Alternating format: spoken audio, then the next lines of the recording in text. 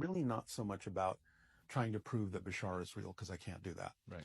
What we did demonstrate scientifically, I think probably for the first time that I'm aware of, is that the channeling state is a true altered state. And so the EEG readouts were definitely demonstrating that a lot of unusual things are going on in the brain when people are in a channeling state. And channeling is a natural thing all of us do. Right. Whenever anyone is truly following their passion, they're not experiencing the passage of time, you're probably in a channeling state, which is, as we discovered in the EEG test, between 40 and 100 cycles per second in the brain, which is a state called gamma. And in that state, some unusual things are happening. One of the most unusual we found was when people are growing up and their brain starts absorbing information, it goes to a certain frequency point and it generally stops. And that's called the set point in the brain. And what that means is your brain is kind of like taking snapshots of reality at a certain rate. Now, mine in general was 9 hertz, 9 frames per second, which is a typical amount of, rate of absorption. That set point is, according to our science and everything we know about brain science up to this point, is not supposed to change over the course of your lifetime. And certainly, if it ever did change, it would have to take place over a long period of time or be instigated by some sort of brain trauma or some major thing that would happen to the brain to change that set point. Right.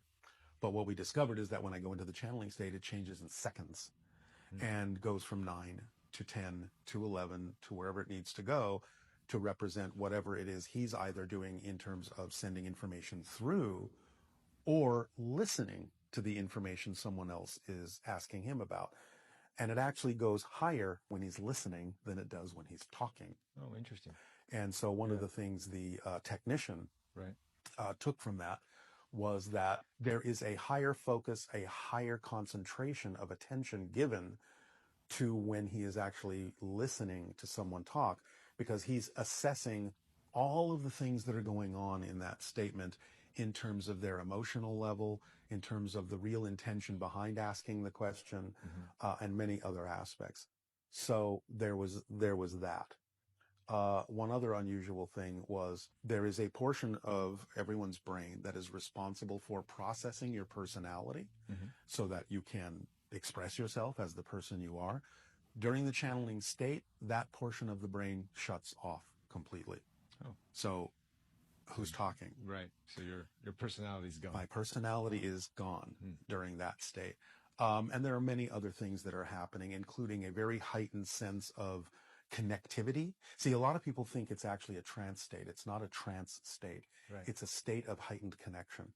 So that more associations are being made, more connections are being made faster. And so there is a higher rate of processing information, organizing information, and delivering information from a very, very precise high level frequency. So many different things we were able to demonstrate are happening in the channeling state that are highly unusual. Is this something you're going to continue to research? Yeah, we will. We'll look for other ways to get that data. Nice as well. Yeah, looking forward to validating this special. Yeah, well, again, as a state of being is what we're trying to show, and again that everyone has the ability to do this, because if they can simply allow themselves to get into that state, it brings on a lot more creativity, a different perspective of things from a higher level, and it's very conducive to problem solving in a lot of different ways.